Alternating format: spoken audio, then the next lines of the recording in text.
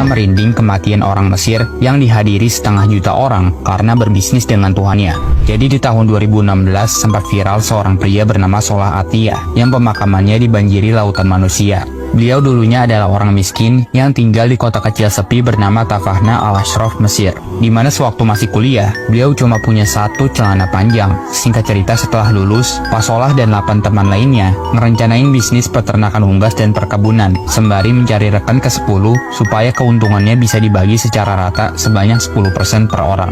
Namun, mereka kekurangan modal hingga mereka merelakan barang-barang berharganya untuk dijual dan berhutang sebagai modal awal usaha.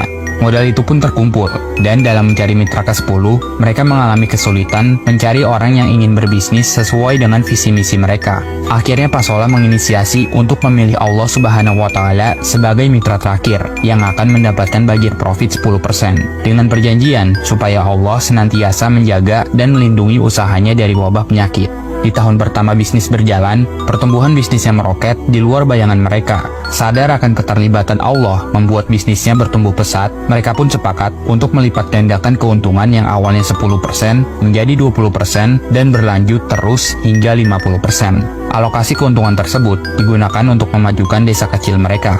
Dengan izin Allah, didirikanlah SD, SMP, hingga madrasah aliyah di kampung tersebut. Bisnis mereka terus bertumbuh, sampai akhirnya dibentuklah Baitul Mal atau lembaga pengelola harta untuk mengelola keuntungan mitra ke-10. Gak cuma sekolah, mereka juga mengajukan izin mendirikan universitas di kotanya, lengkap dengan asrama dan infrastruktur kereta secara gratis. Dan itu pertama kalinya dalam sejarah Mesir berdirinya sebuah universitas di perkampungan kecil. Universitas tersebut adalah Universitas Al-Azhar cabang Tafahna.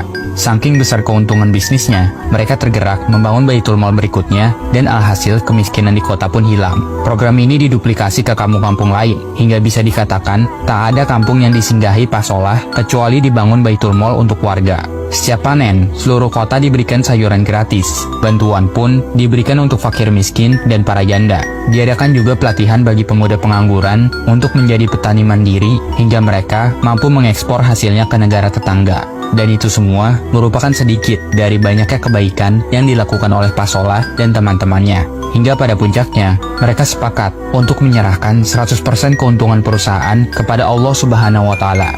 Pak Solah yang awalnya merupakan mitra berubah menjadi karyawan Allah Subhanahu wa Ta'ala. Atas kebaikan dan jasa-jasanya, Insinyur Salah Atiyah dikenang sampai sekarang. Di akhir hidupnya, 500 juta masyarakat mengiringi jenazahnya ke pemakaman, dan seluruh amal jariahnya, insya Allah, senantiasa mengalir